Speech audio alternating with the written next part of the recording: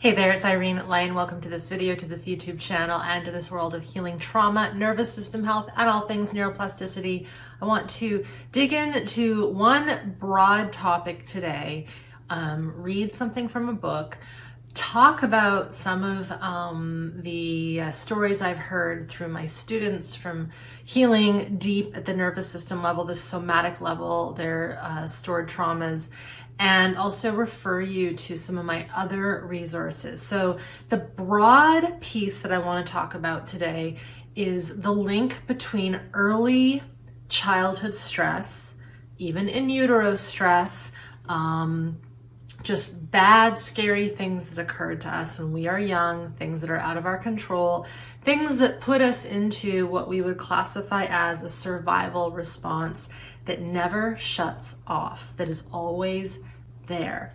And bear in mind, we need our survival responses, that fight, flight, and freeze, for acute stressors, acute accidents, things that occur to us so that we can run or fight or shut down so that we numb out and don't feel the pain of a particular incident, accident, troublesome thing, you name it.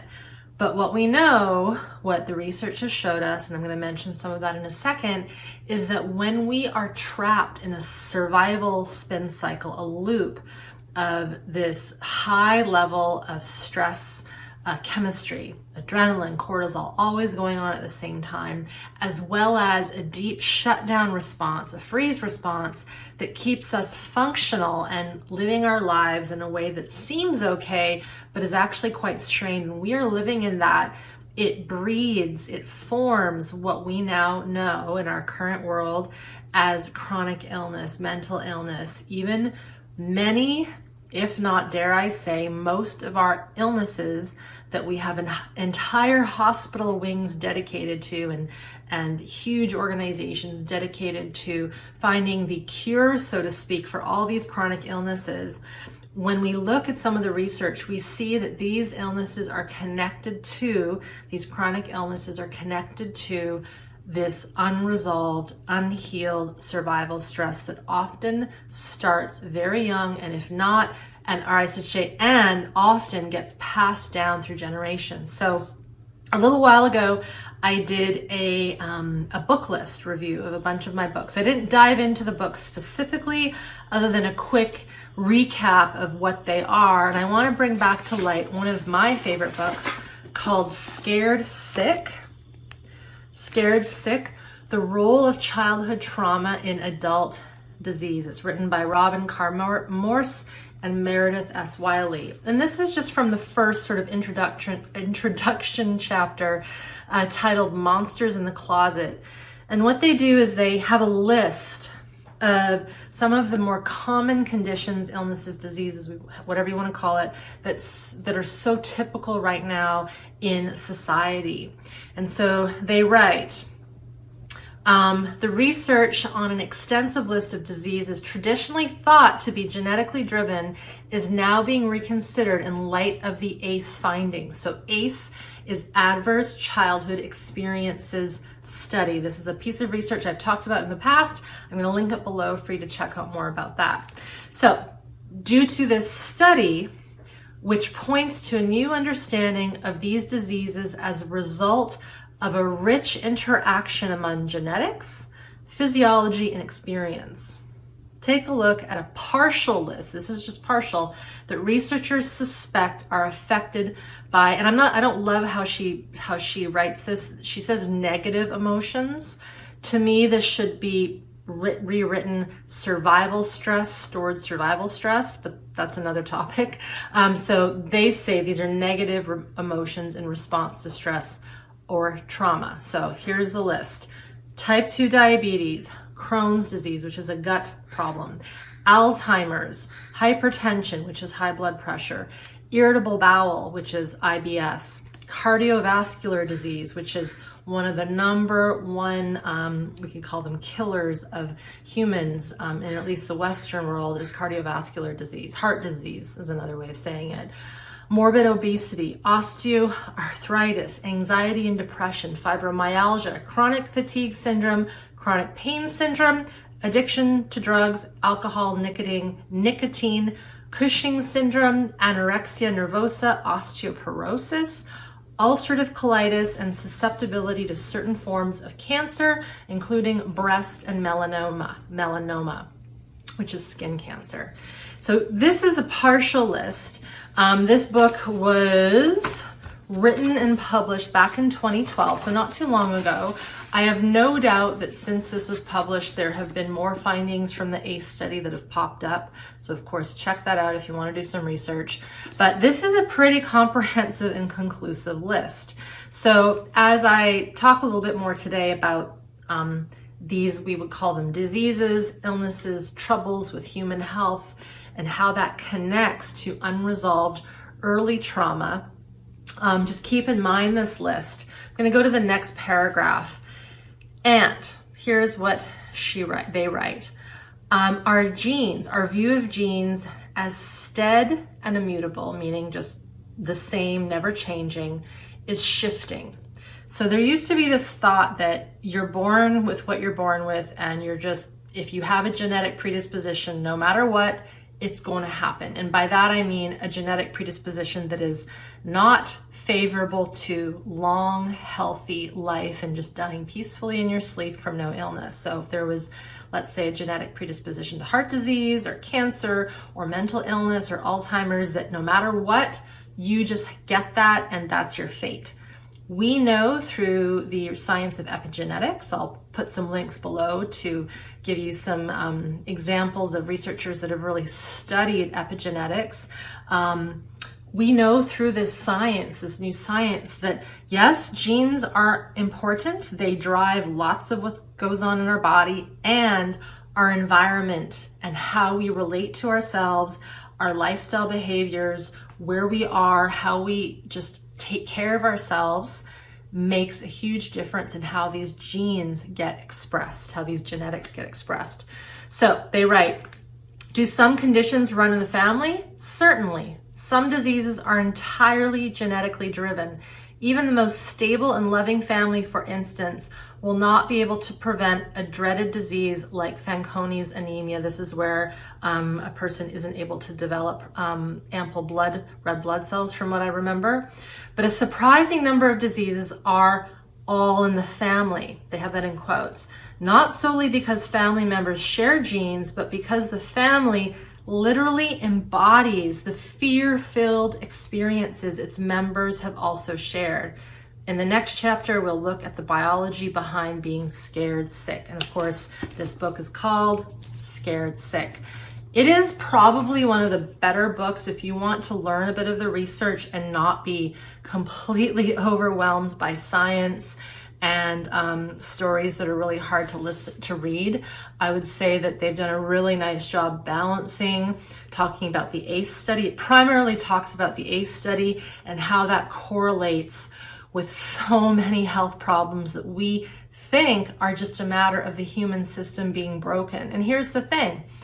If we've had childhood trauma, if we have had a lot of adversity, a lot of scary things, it doesn't just have to be abuse. It could be being born premature, it could be lots of surgeries growing up, some kind of accident, multiple accidents where our system goes into like a near death state.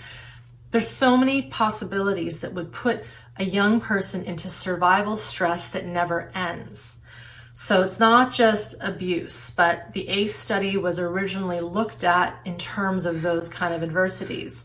So if we think about this in chunks, so we know through this research, and it's being proven and shown across other countries, it isn't just one study, the fact that they're replicating these results in different countries, different times, this is how we conclude what we might call fact. True, like this is medically proven, shown through all these different things. So because we have this science, this research, because we're learning more about how the nervous system works, that's my specialty, specifically how the polyvagal system works, which is the parasympathetic nervous system. So I've talked about this in other videos. I'm not going to get into all the branches. check out the Polyvagal theory explained. I did a video on that where I discuss the branches, how the parasympathetic, how the sympathetic works, how one gets shut down, how some get turned on, what we need to heal, etc. Because we know about that science now, and because we know now that to work with the nervous system in a deep level, it can't just be thought-based, so cognitive. It can't just be body-based, so somatic. It has to be cognitive, so mind, body, and connected to the environment. I've talked about this a lot. Of course, if you've been here for a while, I'm going to sound like a broken record. If you're new, this might be the first time you've heard someone talk about the need to have both mind, cognition, body, and environment on at the same time. And here's the thing, to reteach this, to bring this into a human system as an adult, let's say, it takes time. It takes consistent practice. And I'll put some links below to how you can work and learn with me if you want to dive into this a bit more. But I was thinking about some of my students today. I've been getting more stories in from them. I'm going to see if I can remember about 5 of them that have come into my programs at differing times, and most of them I have still a connection with in some way, shape, or form. One particular gentleman, his name's John. I'm going to be releasing a video with us talking probably in the next few months. But he was speaking to me about how now in his world, it's just easy for him to go and socialize, to go to work, to just let the stress kind of fall off. It doesn't mean he doesn't feel the stress, but he recognizes it, he takes it into his system, he knows how to process it, and then it releases. And he said something really interesting. He said, now that I have more regulation in my nervous system, now that I know how to work with myself and feel these distinctions of my nervous system, and I understand my traumas, whereas before I didn't, I can use, and this I'm paraphrasing him, I can use my thoughts to shift the body. Say that one more time. I can actually use my thoughts, my mind, to shift my body, my physiology. Whereas before, pre-regulation, pre-nervous system regulation, before working with these deeper traumatic pieces, he would try to use his mind to shift the body, but it wouldn't work. And you want to know why that is? It's because our biology drives the behavior. It drives how our brain works. So if we have got so much survival stress trapped inside, if we are literally still scared sick and we don't know it, we can try to use our mind to shift and to mastermind and use, meditations that are word-based. I'm forgetting the word for that right now. Mantras, etc., journaling, where we're using our mind. There's nothing wrong with this stuff. It works. But if we have this underlying physiology that's in a survival spin cycle, the higher brain, how our mind works, isn't going to be as effective. And then the other thing that was interesting about his story is he's more social. He's like, well, why wouldn't I just get up and go to work? It's no trouble now. Why wouldn't I go out and hang out with my mates? He's in Australia, so that's why he uses the word mate. One of the pieces on that list that I mentioned was anxiety and depression. And we know that human beings need social interaction. We need to be connected to other people. It doesn't have to be a lot of people, but we need to have some meaningful relationships where we feel connected, safe, and supported by other human beings. Just that fact alone, being able to go out with his friends, go to work, will help inoculate and keep someone from diving into more anxiety, deep depression. And then, of course, we also know that as we shift in that way and we have a stronger, what's called ventral vagal of our parasympathetic nervous system, that's part of the polyvagal theory, our heart health, our ability to go out and move, it all influences everything. Another person I'm thinking of right now is 2 actually. They were smaller shares, but one of our students is diabetic. And since working with their physiology, working with connecting the mind, body, environment connections, learning about how to be with the stress response, process it, integrate it. It's not just about shaking it out. It's about really being with it and integrating it, their ability, their diabetic markers have drastically gone down.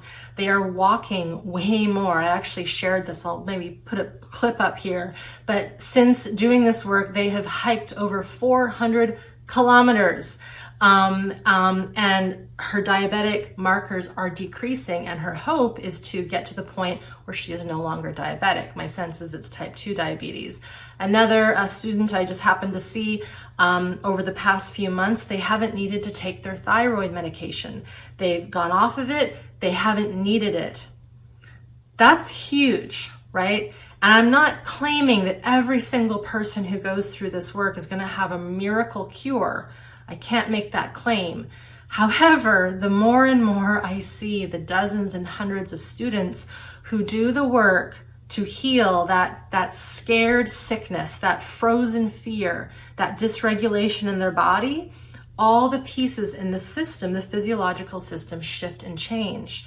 A lot of those ailments are hormone related. A lot of those ailments impact the hormones.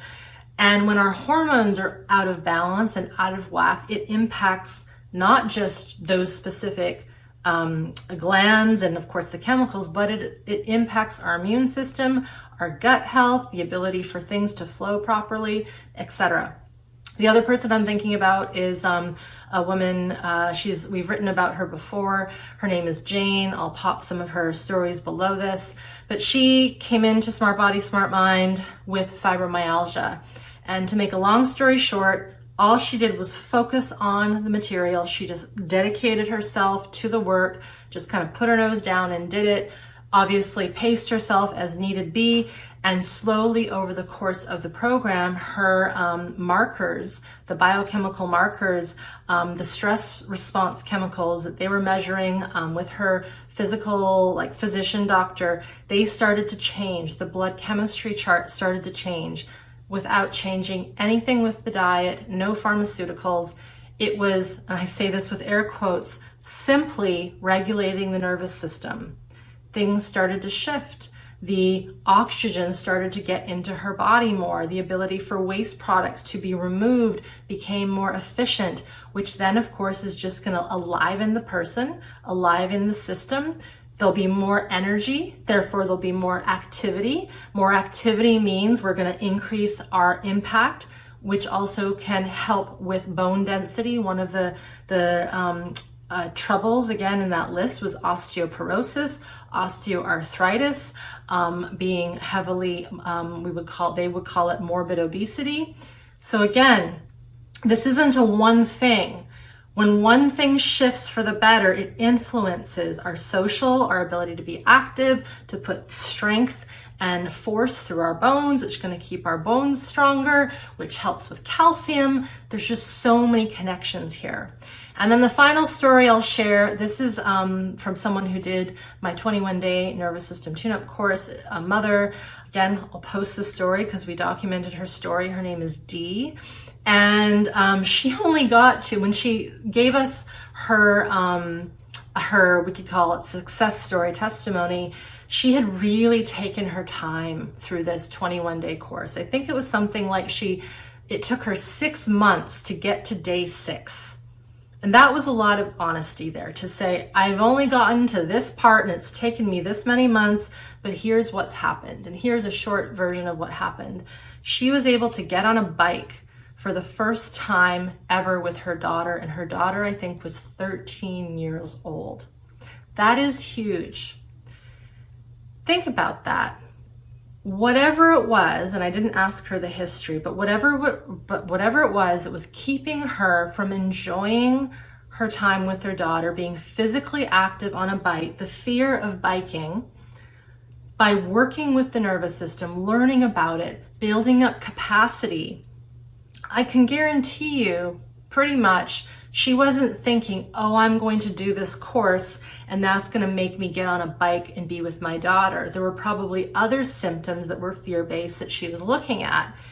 But again, this is how this work is integrative. And so by working with her stress chemistry, feeling how to be with her impulses, learning how to be with the environment, learning the theory, the deeper theory of how this system of ours works, how it gets thrown off track, she was able to make sense of what was going on, use the cognitive mind to connect to the body and connect to the environment, have a more, we could say, intelligent and a more sophisticated connection with the space around, seeing that it's not dangerous, that it's actually a beautiful place to be in the environment, led to this ability to get on a bike, go for a bike ride. And apparently they kept doing that over and over again. Again, there's some pieces there. Now she's socially engaging with her daughter. That's helping her daughter's life and her daughter's development. She's exercising on a bike, which means more cardiovascular capacity. The bones, the joints are getting worked. If you remember from that list, again, osteoarthritis was in there. When we don't use our joints, they get stiff, they stiffen up. That's how they get arthritis. And of course, overuse as well. Bone density, being more active, getting out into fresh air, getting sunlight. We need vitamin D. So I wanted to give you some of those examples. I wanted to read a little bit from that book, Scared Sick. Wanted to remind you of the ACE study, remind you that this work isn't just about fixing one thing.